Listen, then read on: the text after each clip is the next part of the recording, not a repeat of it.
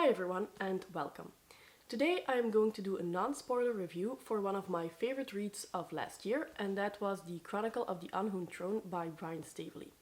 This is an adult grimdark fantasy that is very character driven with a lot of political and military intrigue that consists of the Emperor's Blades, the Providence of Fire, and the Last Mortal Bond.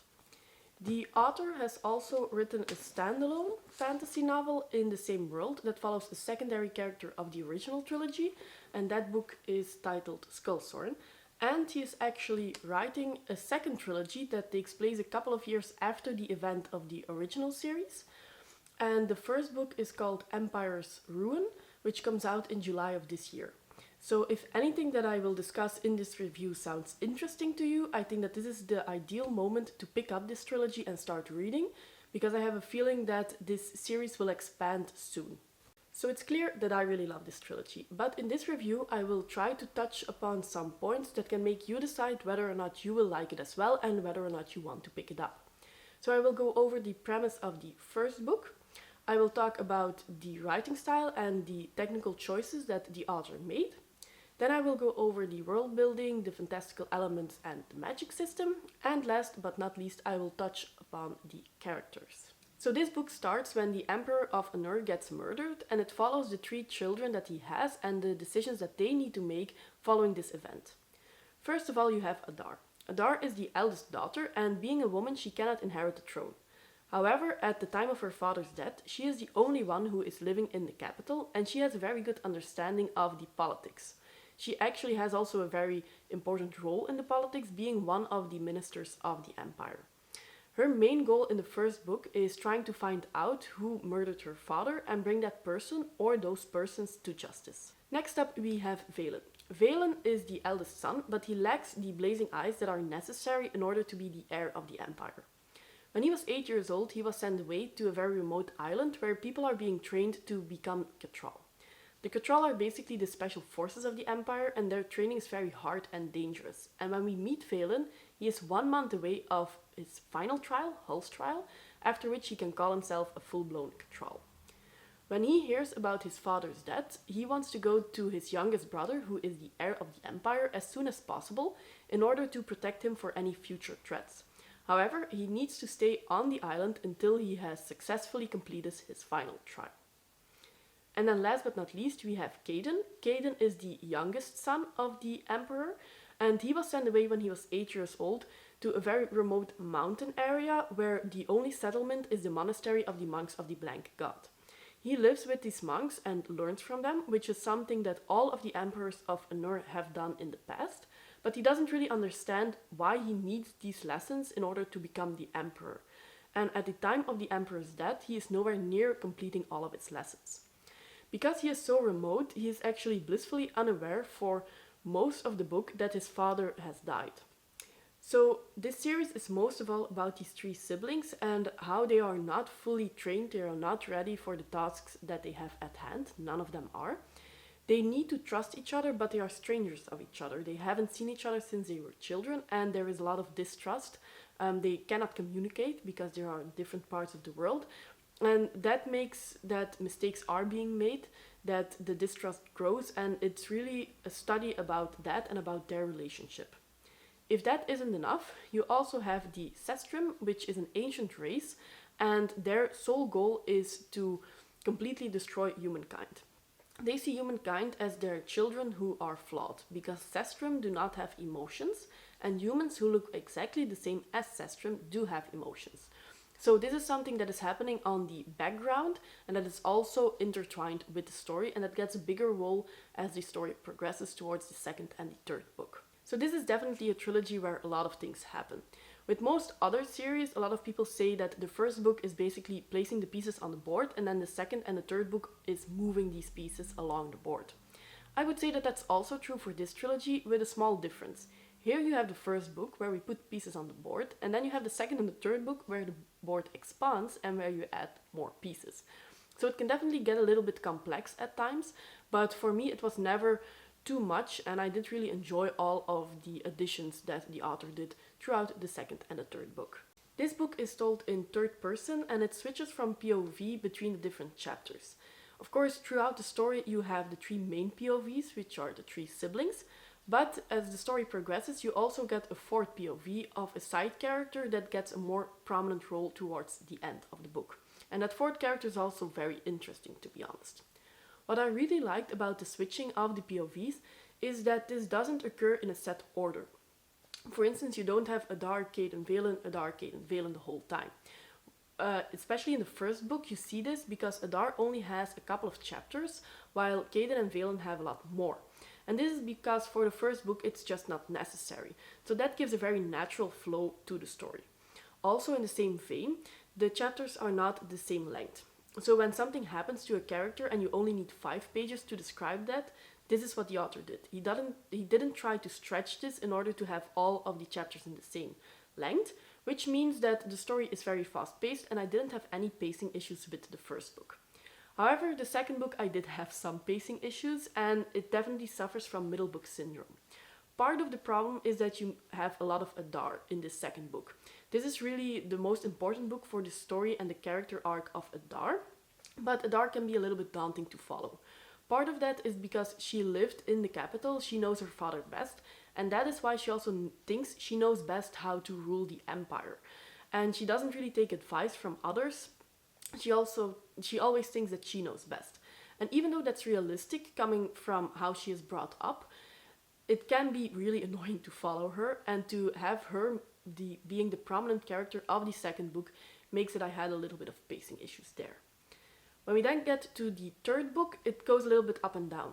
The best situations that I've read in the entire story come from the third book, but also some pacing issues are there where you have certain chapters where the characters are just talking or they are traveling, and this can be a little bit slow at times.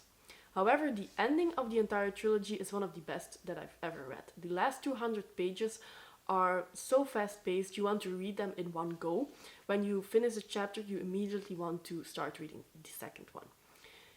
I don't know if all of you have read the Mistborn Era 1 trilogy, but something that Sanderson gets applauded for in that trilogy is that he wrote a very big and grandiose ending with a lot of plot twists.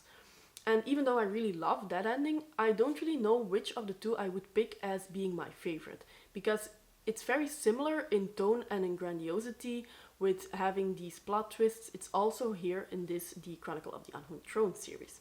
So if you loved that from Mistborn Era 1, I do think that you will definitely love this ending as well. When we then go to talk about the writing style of the author, I do think that Brian Staveley has a very enjoyable prose, and he also asks some philosophical questions. It isn't in a way that you will get annoyed if you don't like this, but if you do like it, you will pick it up and you will enjoy it very much. I will just read 2 examples that I think show how Brian Staveley's prose is really enjoyable and good. And if you like this, then I do think that you will like the writing style of the entire trilogy. It was the truth. Scholars and philosophers were forever lauding truth, holding it up as a sort of divine perfection available to man. The truth in those old texts was always shining, glowing, golden, as though they didn't know, not any of them, that some truths were jagged as a rusted blade, horrible, serrated, irremovable, lodged forever in the insubstantial substance of the soul. Have a care, Hutsu's voice was hard. These warriors follow me, but it sits ill with them to ride alongside an Anurian. You're telling me you can't keep your people under control? Control. She spat the word, as though it tasted bitter. It is a thing for emperors and the sheep they keep pent. The Urgal are free people. I've seen what freedom looks like. I've seen the scars it leaves. It is a meager freedom that leaves no scars. So these are 2 examples. I try to choose one that is a little bit more philosophical in nature and one that really captures the entire feeling of the book. And I really like this. So this is what I wanted to say about the writing style. I hope that you can get a feeling of what the book is like a little bit. Next up, I wanted to talk about world building. And for this, it's very important to know that Brian Staveley actually has a degree in history and theology, and he makes very good use of those skills in crafting his world and his society. So as I said before, the story takes place in the Anurian Empire. And this is not said specifically in the books, but the feeling that you get is that it's so big that it can be day on one end of the empire and then night on the other. And I definitely got some Persian Empire feels here, because the emperor and the line of emperors have been granted this power by a divine entity, in this case by the goddess of light Antara. And the Spear of Antar, which is a very old building and is said to be placed there by the goddess herself, also is set on the emperor's grounds. So there's a very close connection to the one who rules the land and the gods. And this is also why the emperor has a really totalitarian power here. You also meet some tribes in this story, and these are definitely also influenced by tribes or realms that we have had in our history. So that's very neat how he uses that information and crafts a very realistic world. Another thing that is very important here is that the influence of gods in general is very strong on this society. And again, this is where Brian Staveley's background in theology really shines. So you have these different gods. You have the older gods, of which the blank god is the oldest, but you also have the god of the goddess of pleasure, the god of darkness, the god of death, and so on. And then you have the younger gods, which are basically the children of these older gods. So there is a very strong lore and theological history in this world as well. And basically a lot of people are just priests of these gods. For example, the Chronicle are priests of the god of darkness. Hull is the god of darkness. They have to pass Hull's trial in the end. You have assassins, and these are priests of the god of death.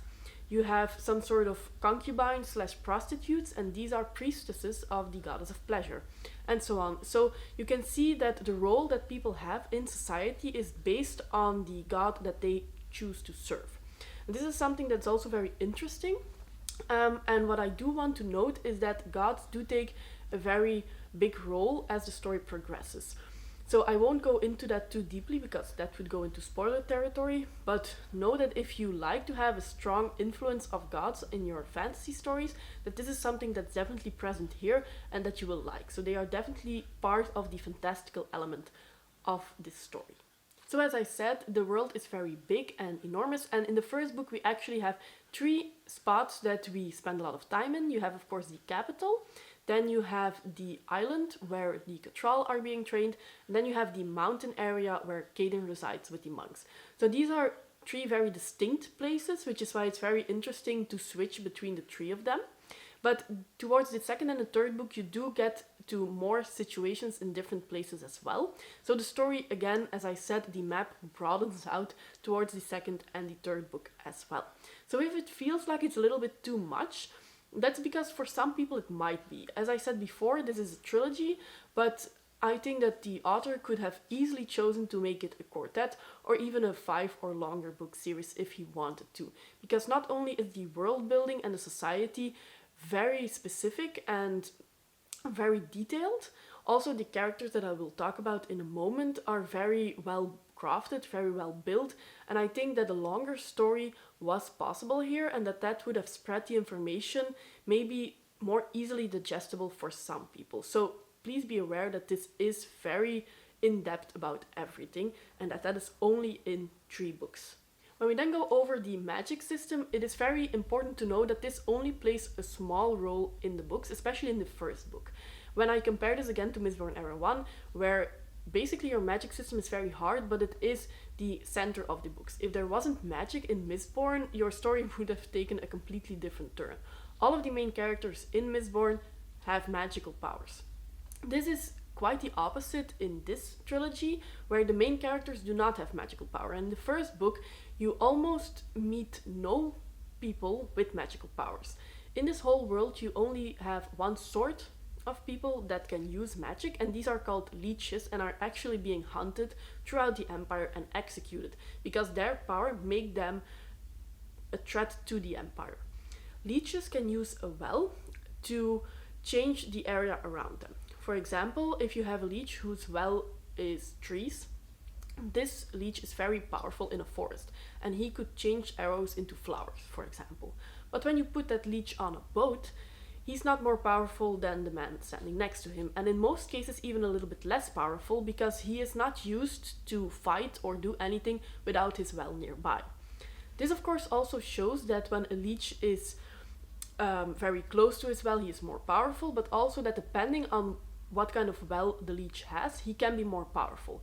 A leech whose well is blood, for example, this is something that he would have close by the whole time, will be powerful always, while a leech whose well, for example, is rock or gold will be less powerful. And this is something that, as I said, leeches you don't see in the capital, you don't see in all of the Empire of Unhewn. The only place where you do meet them is with the Chronicle, because the Chronicle actually want leeches among their forces, because this can give them a clear advantage in trying to protect the Empire. But as I said, this is only a very small portion of the first book. You do have some more magic systems in the second and the third book, but this never really takes the forefront. So if you are a lover of magic systems and you want that to really be a very big part of your story, this is not what you're going to find here. But as I explained with the leeches, the magic is a little bit hard. It's not as hard as Brandon Sanderson's magic systems, but there are some rules and there are limitations, which is something that I really enjoyed. Then the next thing I want to talk about is actually something that I enjoyed most, the characters, but I also think that this is what most people are most divisive about, because what is very important to know here is that this is not just grim dark, this is a very bleak story. There are points in this trilogy that you just think there is no hope, this isn't going to end good for this character. What are we even doing here? This is just hopeless. And if you don't like that, then this is definitely something that you need to be aware of, and you might not want to pick up these books. In the first book, you might not feel like that, but trust me, in the second and in the third book, you will feel what I'm talking about. Now, and the reason, or one of the most prominent reasons why it feels so bleak, is because of the characters. As I said, you meet these three characters, they are trained for something, but they are not quite ready to take up the job when their father dies unexpectedly. And all three of them have some good in them. They are flawed, they make mistakes, but they have all hope that they do what is best for the Empire. And then so this is definitely a coming of age story. But then throughout the second and the third book, some characters take a turn for the worst. And you see that hope getting crushed, and that some of them really turn towards the dark side more and more, are completely hopeless, don't know what they are doing, and don't really care anymore for the Empire. And what I have seen some others say is that this is something that they really disliked because they feel like the author butchered his characters. I don't agree. I think that this is highly realistic and that this is a form of raw realism that you don't see enough in other books sometimes. Because you have very young characters and they are being scarred by the death of their father, they are being deceived, they are getting knives in their back, and this will of course have a negative effect on some of them. This will not make all characters grow, and some will take a turn for the worst. It's not that I enjoy this immensely, but it is something that I can respect that an author chooses to do this. And it also gives you a little bit of more tension because you don't really know what to expect. Other characters do grow in a very interesting way and do become the best version of themselves. But still, this does not mean that this is a completely white character. Most of them remain grey throughout the story. What you also see here, and I think that this is a very big plus, is that you have these three main characters later on the story 4, but all of these characters are surrounded by secondary characters, and none of these feel like they are cardboard or stereotypical, what you do see a lot in other stories. All of these characters have a background, all of these characters have very strict personality traits, and all of them have a small character arc of their own and a journey of their own. And I really enjoyed that a lot. Some of the side characters came out to be very important later on, for example, and I think in a reread that this will give a little bit more weight to it and also make it very enjoyable. So in terms of character work, I really do think that Brian Staveley did his research, and I did really enjoy all of them. What I think is also very important to know, and a very big plus of this story, is that Brian Staveley doesn't shy away to hurt his characters permanently. I've already talked about the emotional damage that he inflicts on his characters, but I'm now talking about more physical damage. This is something that a lot of authors shy away from, because when you maim a character physically, this of course limits his capabilities of doing certain things. This ties off certain plot lines that you might not have even thought about at the moment, but then later on you are definitely restricted.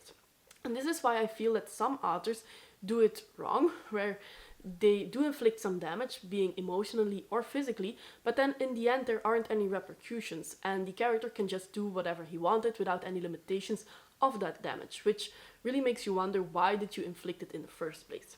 Here you have one of the main characters that is maimed very significantly. And he is definitely not only emotionally but also physically restricted by that. And you do see his journey of trying to work his way around that and still being useful having that injury. So I did really enjoy that as well. The character interaction, as I said, it's especially between the three siblings and how they distrust each other and how they make mistakes because of that distrust. This is something that you will see throughout the story, but there's definitely some growth here as well. So in terms of character work, I think that this is very enjoyable if you like realistical characters, but you don't mind some of them being bleak and some of them really breaking your heart. So to sum things up, I think that this is a trilogy that you will certainly enjoy if you like grimdark trilogy with a high political and military faction as well. If you like A Song of Ice and Fire, the politics here are maybe not as deep as that one, but they are still present and they are highly enjoyable and realistic. Sometimes I read about political fantasy and I think these characters are stupid. The other party would have known what they are trying to do. This isn't realistic. Here, I really thought it was, because you are working from the different points of views here.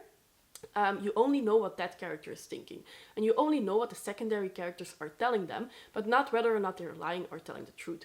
So I do think that this was a very interesting choice and one that made the story more interesting and more tension, because you don't really know who is lying and who isn't. If you like that, then definitely pick up this book, as long as you don't if you don't mind the bleakness of it. Another thing that I do like to point out is that in the first book especially, you have Valen's journey studying to become a Cattrall and facing his final trial. This is something that is very similar to Bloodsong by Anthony Ryan, where you also follow a Valen who studies to become an excellent warrior. So I think if you liked that part of Bloodsong, this is definitely something that you will also see in this trilogy, especially in the first book, but also in the second and the third one. So pick it up if you liked Bloodsong as well. I would not recommend this for somebody who is new to adult fantasy or even new to grimdark fantasy, because as I said, not all grimdark fantasy is bleak. This one is. And this is very much information packed into a small story. This is really in-depth, really specific, and with a lot of details.